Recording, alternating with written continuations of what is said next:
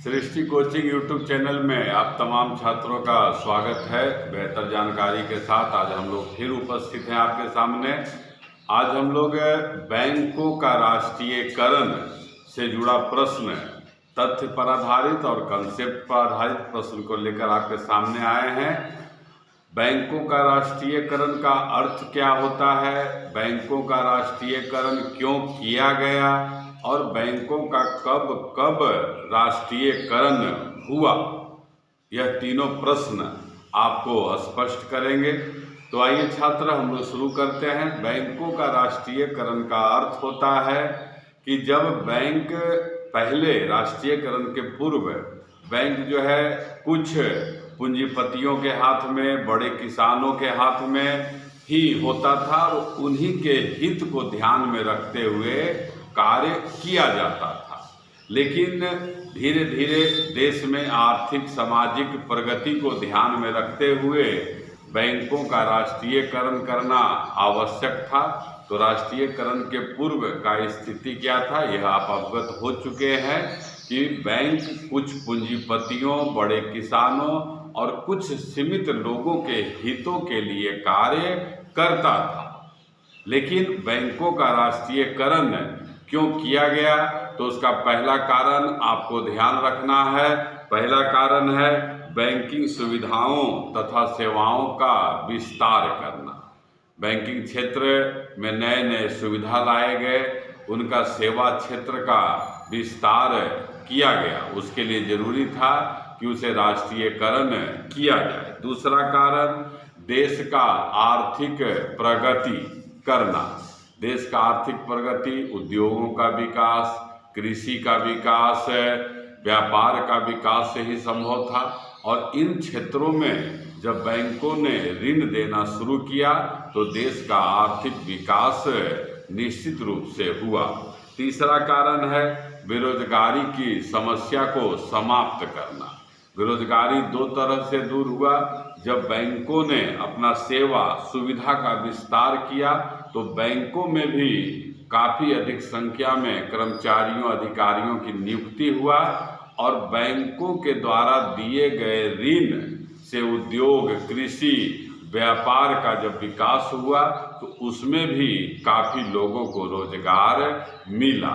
अगला कारण है समाज के कमजोर वर्ग को समाज के मुख्य धारा में लाने के लिए राष्ट्रीयकरण आवश्यक था। जो समाज के कमजोर वर्ग थे उन्हें ऋण नहीं मिल पाता था, उन्हें जो है स्थानीय स्तर पर छोटे छोटे लोगों से ऋण लेना पड़ता था, जिसके कारण से वह साहूकारों जो इस तरह का पैसा ब्याज पर देते थे, उन लोग चंगुल में फंस जाते थे और आजीवन कर्जदार बन जाते थे। तो उनके चंगुल से बचाने के लिए भी बैंकों का राष्ट्रीयकरण आवश्यक था। अगला कारण है कृषि तथा कुटीर उद्योग का विकास किया जाना, बीमार उद्योगों को पुनर्जीवित करना। जो उद्योग किसी कारण से बीमार हो गए तो उनको आर्थिक सहायता देकर फिर से सुदृढ़ बनाया गया और इसके लिए पूंजी का आवश्यकता था। तो इन परिस्थितियों में बैंकों का राष्ट्रीयकरण किया। अब हम लोग आगे आते हैं कि बैंकों का राष्ट्रीयकरण भारत में कब कब हुआ। तो पहली बार बैंकों का राष्ट्रीयकरण 19 जुलाई 1969 को तत्कालीन प्रधानमंत्री श्रीमती इंदिरा गांधी जी के द्वारा किया गया। और इस समय उन बैंकों का राष्ट्रीयकरण हुआ जिनके पास पूंजी 50 करोड़ रुपया से अधिक था।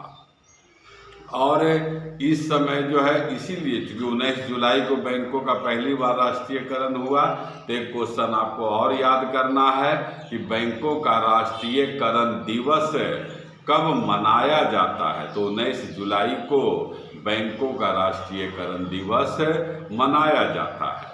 और 1969 में जिन 14 बैंकों का राष्ट्रीयकरण हुआ उसका नाम आपको जरूर जानना चाहिए, आता रहता है परीक्षा में। Central Bank of India, Bank of India, Punjab National Bank, Bank of Baroda, UCO Bank, Canara Bank, Dena Bank, Allahabad Bank, Syndicate Bank, Central Bank of India, Bank of India, फिर Indian Overseas Bank, Bank of Maharashtra. इन बैंकों का पहली बार राष्ट्रीयकरण किया गया।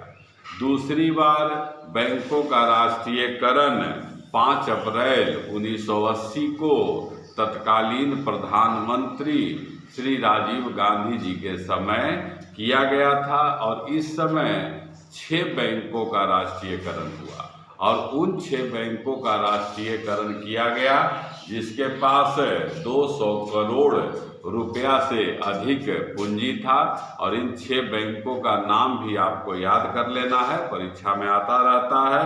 Andhra Bank, Punjab and Sindh Bank, New Bank of India, Vijaya Bank, Corporation Bank, Oriental Bank of commerce.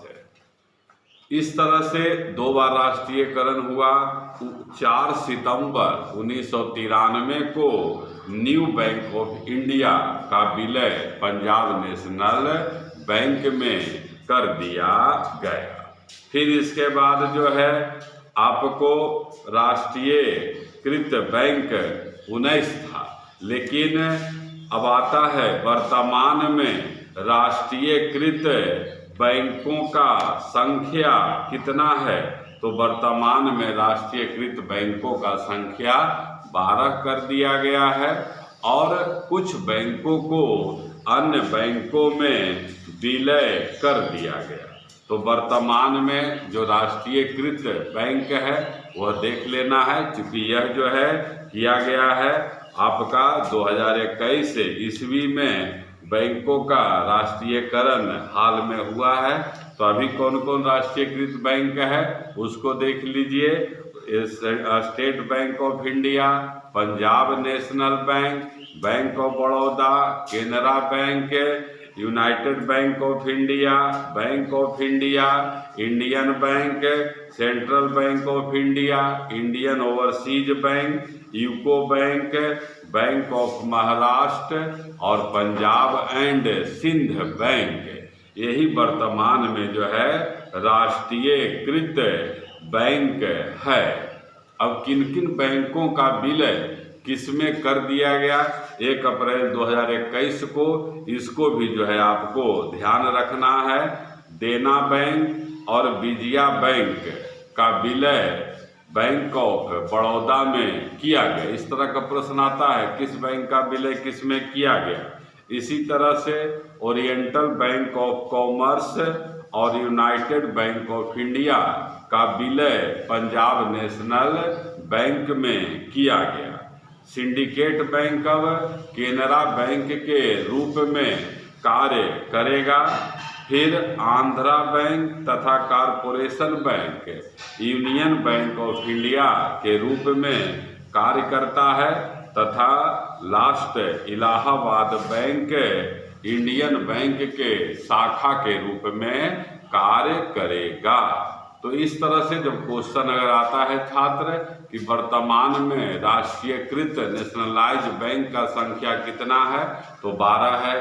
किन बैंकों का विलय किन बैंकों में किया गया लेटेस्ट जो है 1 अप्रैल 2021 का है।